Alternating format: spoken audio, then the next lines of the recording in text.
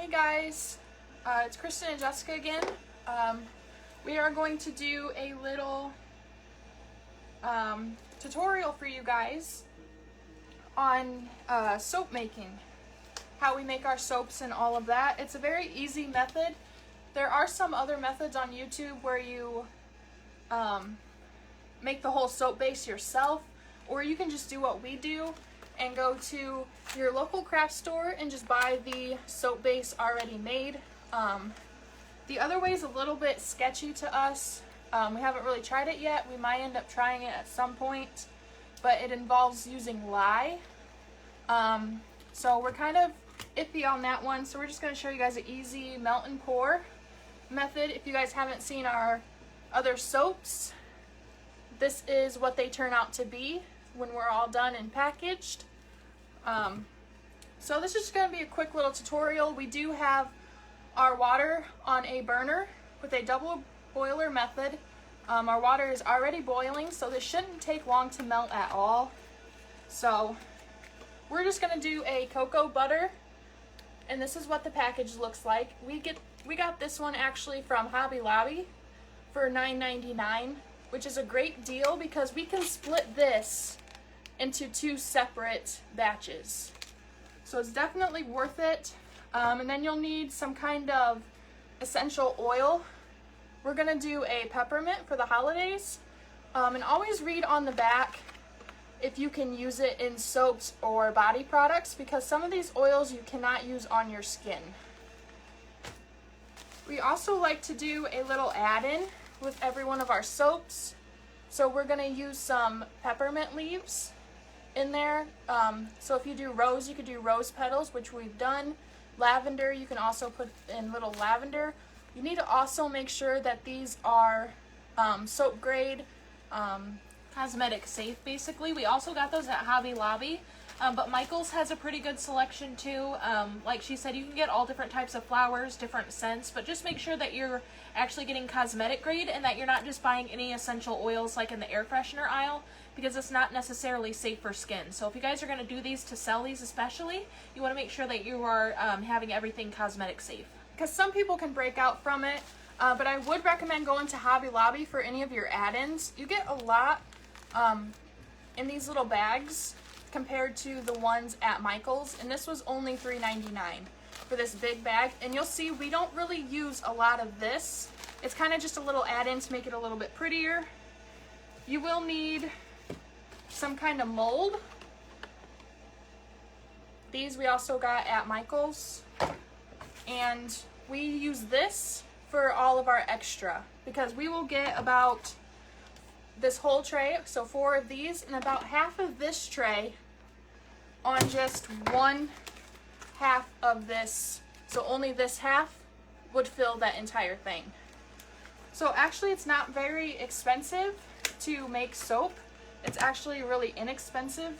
The most expensive thing will be your soap base. So like we said, we have this in a double boiler. We're gonna pop this soap out. We are using cocoa butter. There are different types of soap bases too that you can get. So far we've tried like goat milk. We also tried a shea butter. They had like an avocado and cucumber at the craft store. So it really just depends on what you guys are looking for, but they have all different types of selection. The hardest part will be getting your soap out, even when you try to get it out of your molds, because there is an air pocket in between the soap and the molds that you have to pop in order for that to come out. So that can be a little bit difficult. Rip this off, whatever. We don't use this container, so sometimes it's easier to just rip it out. So then we're just gonna cut. So like we said, this is gonna be one batch. So I'm gonna cut this in half, like that. And we'll save this whole other half to do another batch, maybe in a different scent. We do have rose, lavender, and coffee that we can make. So I'll just set that aside. And it's already got pre-cut lines on it, so if you just follow those lines. We're just gonna cut it into smaller chunks, that way it's gonna go ahead and melt faster. I mean, you could throw the whole chunk in, but you're probably gonna be waiting twice the amount of time. So it's a lot easier to just chop it up in smaller pieces. And another thing that will save you guys money is if you go and get your soap making utensils from the dollar store. We went ahead and went to the dollar store and got things like our rubber spatula, we got our mixing bowl, and things like that from the Dollar Tree, just because it's bound to get messy, bound to get ruined. We also have a cutting board from the Dollar Tree. Aside from like our molds and things like that, everything else was Dollar Tree. So if you can get your supplies at the Dollar Tree, go ahead and do it, because like she said, it's just going to get messy and all that anyways, so may as well save money, and then you can use it towards add-ins or whatever else you want to use. So you guys want to go ahead and start melting your soap, but watch it carefully. Start at a lower temperature and until you guys kind of get used to what you're doing, because this will melt pretty fast and you don't want to burn your soap. So we recommend, of course, not turning it on high, kind of get a feel what you're looking at, and then just stir constantly to make sure you don't burn it. You can also just do this in the microwave if you prefer to do it in the microwave instead. We just prefer doing it like this. It does give you a bunch of instructions on like heating and stuff on the package that the soap comes in. So if you are a bit iffy on that, you can go ahead and read the box. I don't know if you guys can see very well, but it's already melting down pretty fast. So like we said, it just takes a couple of minutes to melt down, and then this will start to solidify pretty fast. So when we go ahead and get to our molds, we're going to move kind of quickly.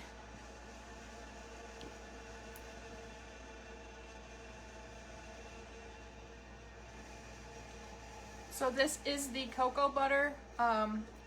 We've done shea butter and goat's milk, I do believe, were the other ones that we did. I really can't tell the difference when, like, melting process, which one's faster, which one's better. Really, I think they're all about the same. And they're all about the same price, too. So you really won't be paying much more for, say, goat milk than you would cocoa butter or shea butter, anything like that. They're all about the same price. And then we did mention that we bought the 32-ounce soap bar. It is 32 ounces, but they do have bigger bars at the craft stores that you can buy, and then you're going to be looking about $20 to $25 depending on which one you choose. So keep that in mind. If you guys are going to be making larger batches, you can buy the bigger bars to go ahead and save some time. So the most expensive part is going to be your soap base. Just depending on, say you just want to do it for home and get the $9.99 one, which we got for today, you can go ahead and get that instead of the $20-some one. So it's really not that bad.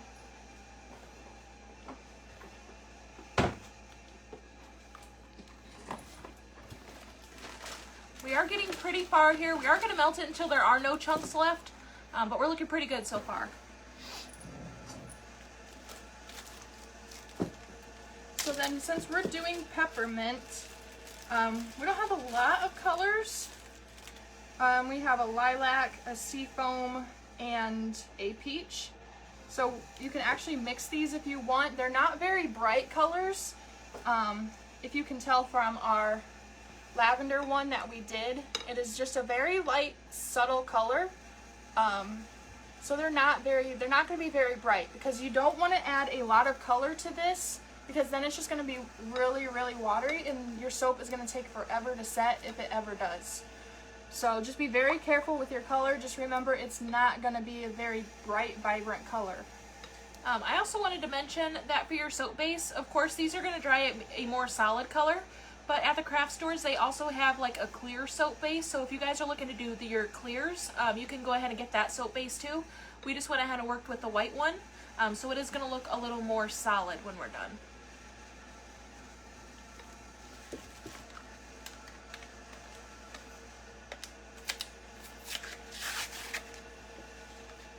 Try to get some of this open, because like she said, when we get to the point where we're actually pouring the soap, it is going to be a very quick process, because you may get to a point where it'll start to harden back up on you.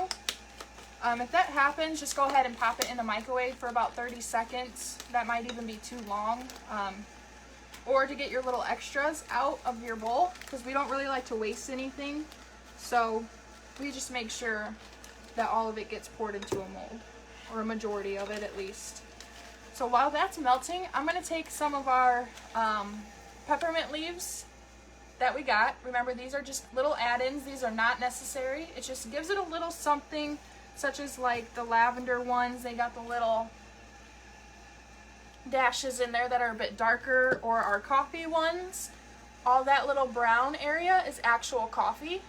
So it works as a great exfoliant. So that's kind of the little add-ins that we do for our soaps. So for these, I'm just going to go ahead and take our mold here. I got the big 4-1. And I'm just going to sprinkle a little bit of these peppermint leaves in the bottom of our mold. You can add as much or as little as you want. I just kind of like to cover the bottom, but not too much. So you can still see some of the mold at the bottom, because I don't really want to overdo it. I just want it there as a little accent. So this big bag will last a while if you use it just as an accent. And it does have a smell, so it's going to give you a little bit more smell when it's added in with your essential oil. So from experience, I know it's going to take about at least half of this silicone mold. So I'm going to take that mold now and do what I did here with the peppermint leaves. And cover about half of this. There may be a time when we might have to add some more to a few of these molds. So then I'll have to go back in and add more, but for the most part we get about the 4 of those and half of this tray.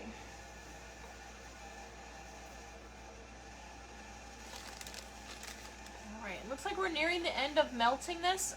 Once I feel like all of the solid lumps are gone, I let it go an extra minute or two just to make sure that everything is indeed melted.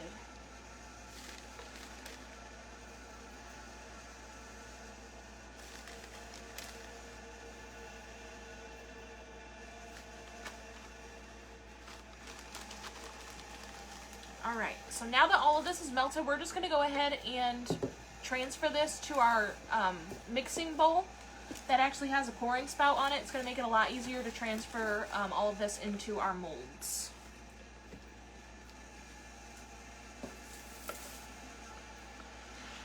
And the bowl will be hot, so be very careful with that part.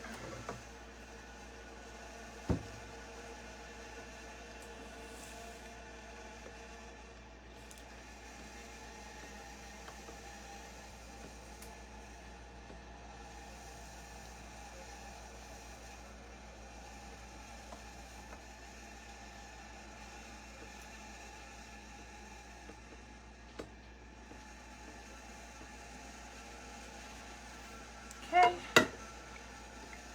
and then now will be the fun part of adding your color and your scent to your mixture here. Try to move this where you guys can see it. So we found out for us, we do about 25 shakes of this bottle. There's no dropper, just a small little thing. So we do about 25 of these.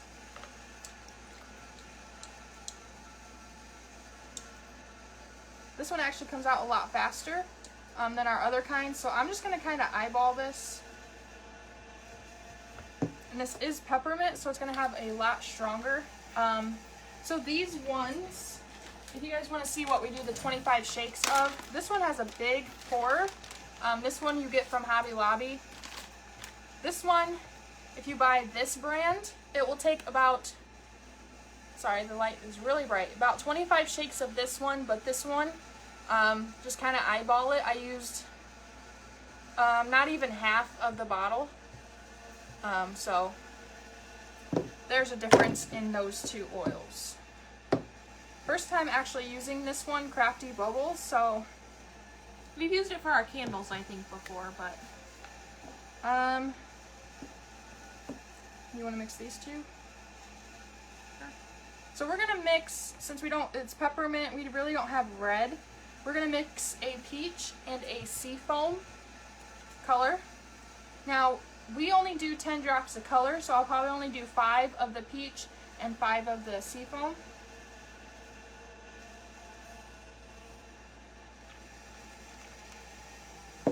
And it smells really good. It smells very strong like peppermint.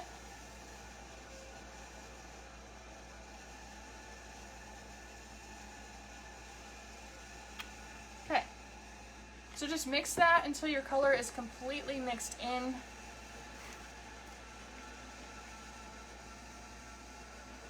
Like we said, it's not going to be a very bright color. A lot of the color will come out at the end after it's dried completely. So do not be afraid if it doesn't look like a lot of color, because you do not want to water this down. You already put oil in there and now a water color. So just be quite careful when it comes to that. Okay, so then we're just going to go ahead and transfer this to our molds. We always pour our bigger ones first and then use whatever is left over for our smaller ones. Let me try to move this out of the way so you guys can see a little bit better, because we are done with this pot now. So I'm going to try to move this out of our way so you guys can see more of what we're doing.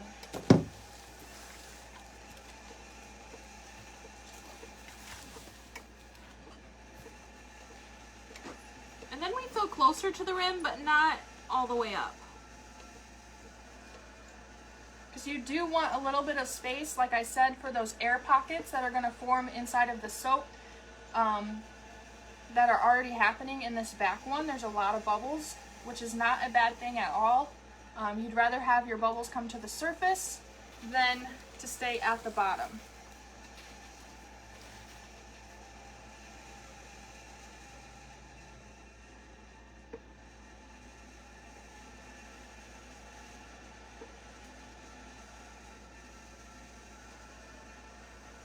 We are lucky enough, this very tedious packaging part, our mother does for us. She does a great job wrapping these nice and tight.